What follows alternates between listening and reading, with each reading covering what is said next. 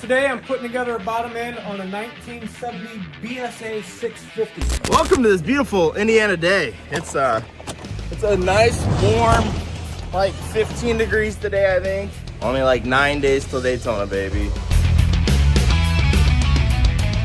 We're running to the VA and we're gonna go get the brain looked at for the mental stuff because I got an appointment. Then we're gonna go over, grab some, hopefully find some clear. I won't try to find some the other day, but I just need to go to an like Napa or to like an actual collision paint store. I can't even remember why I came in here. Oh yeah. The old hoopty mobile got snow on her. It's the easiest way to get it off. Yep.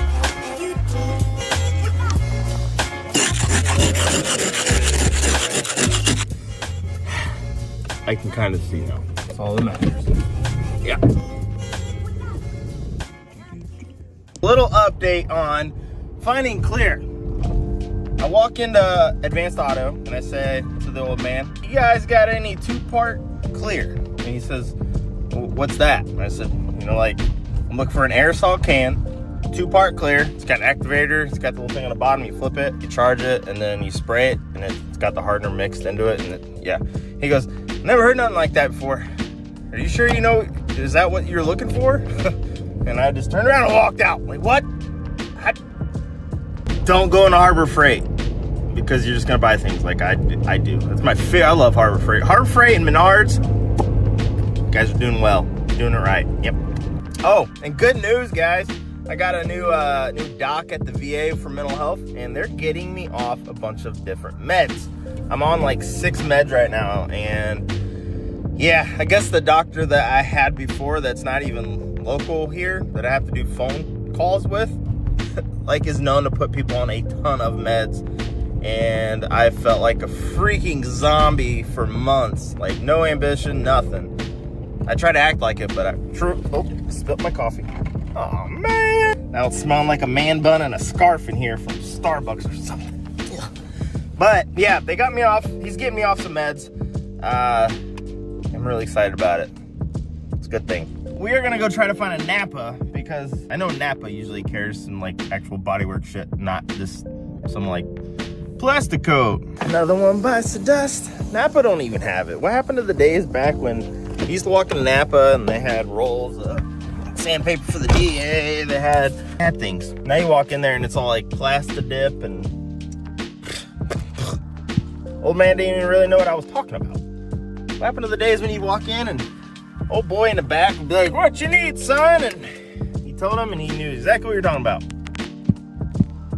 Either way, I just got a phone call from my boy Josh Pellet, which you guys will meet here in a little bit. I'm gonna go over to his shop. He's a prior master tech for Harley Davidson, and he does his own work from home now and does a lot of cool stuff. They call him Ironhead Josh for a reason.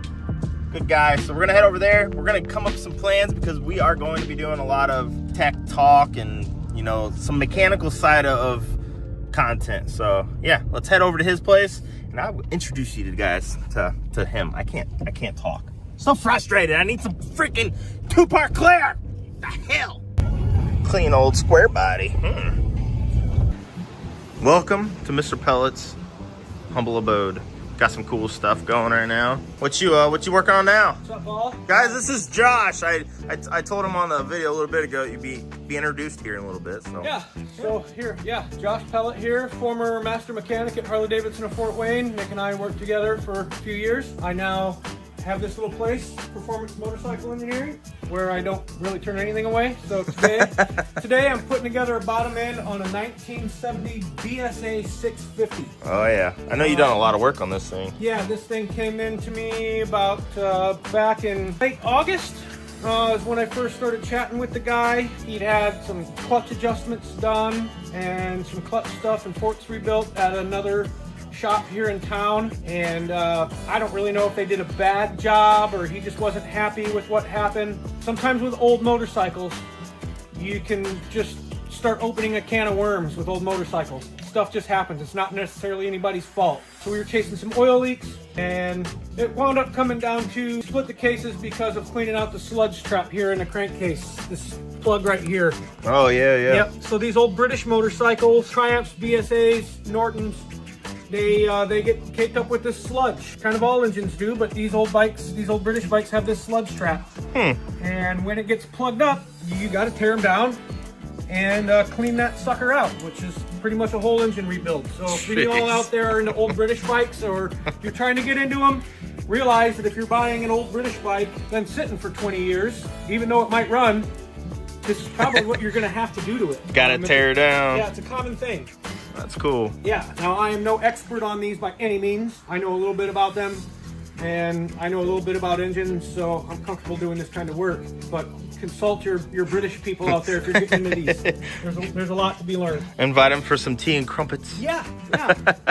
Now this is a little taste of what you guys are gonna get from my guy here. I told him they called you Ironhead Joss for a reason. Yeah. And you know your ways in and out of really cool stuff, so. Well, yeah, I guess I know a thing or two about some things. I know what I know, and what they don't tell me I don't know. You know. Hey, there's nothing wrong with that. Yeah. So Hell yeah, be prepared, dude. everybody. Oh yeah, we got some goodies coming. That's why I'm over here. We're gonna kind of sit down, talk about what all we can do, and some plans for you guys. So it's gonna be cool. All right, I just learned something about these British bikes back in the day. Fill us in again, because I know you just told me, and it surprised me. All right, so if you're not familiar with older British stuff, it's not just British bikes, cars, but British stuff. I'm not sure how long ago they transformed. Now everything is on the metric system. But back in the day, the British used their own thread size system. Not sure what the proper terminology is, that is, but they used the British imperial system. They didn't use metric or standard size threads. It's British imperial, Whitworth size stuff. So if you're out there working on old vintage British cars or motorcycles or equipment, you're gonna find that a lot of your tools don't work. That'd throw you off. Yeah, you might have some standard size ones that'll go on, or some metric ones, but there'll be ones in between that'll throw you all off. So if you're gonna get into working on old British stuff, I highly recommend that you buy Whitworth tools. Is what you'll need. And you can buy these tools readily available at like classicbritishspares.com, or I'm sure you could find some on eBay and stuff like that. But yeah, if you're out there and you want to get into the British world, make sure that you are all set to get whole new systems of taps and dies, tools, and things like that, because nuts. They're not going to correlate. That'd throw you off, and you go throw on a whatever 10 mil, and you're like, it doesn't even come close. Yeah. If you're brand new to that and you don't know what's going on, it's going to really mess you up. So yeah, that's crazy. Cool. Got some toys. Yeah, that's gonna look badass. XR bot, and he's Flintstoning it though. Yeah, XR 1200. Look at that. That's you were in Indy, or you were coming off the highway. You were on the highway. Man, can you imagine riding this thing and then that happened inside of it on a highway? That'd be nuts. Cool. What's the 130? What bike's that? CR 125. That's just my woods bike. Play around bike. Yep, that's Mr. Pellet, guys. You'll be seeing him a little bit more on the channel, doing videos on, basic maintenance on your bikes, like 1K, 5K, whatever. How to lace wheels for spokes, how to take apart a CV car and put it back together. I mean, little things, but actually a lot of big things too. So I'm excited about that. It's gonna be cool. We are headed home, and depending, I might start editing. I don't know yet. I don't know. Let's go. All right, guys, got something here, and I'm hoping it is what I think it is. Look, I hope. Oh, red and black box. It is what I was hoping it is. Guys, if you've been following me for a while, you have heard this name and seen this name, Doublehead Choppers. My guys out there in Colorado make some killer in-house CNC parts, and I don't know if you guys are ready for this. Check these out. These are their new floorboards they came out with. So you can pretty much do literally any color you want. God, oof. Looks good. So I got rider boards, passenger boards in the rear, brake pedal, and I'm not running a heel toe, so just one shifter peg. But guys, huge shout out to my guys out there at Devil's Head Choppers. If you're looking for floorboards, magnetic bolt covers, anything like that, you guys see it on my bike. This is where I get it from, so go hit them up. I'll have them tagged below. I wasn't planning on doing any work on the bike with it. Here, let me show you. It's cold. Ow. There's a door there. This bike will be down to Daytona in like a week. So yeah, we're gonna be doing V-install on the floorboards that I just showed you guys. Let's do that. I can kind of feel my hands still. A little bit. Let's do it. Hold on. So they're dirty, but these are their floorboards also. I've been running them, shoot, a couple years now. No, a year, whatever. And I am running their passenger floorboard too. So we're just swapping them out.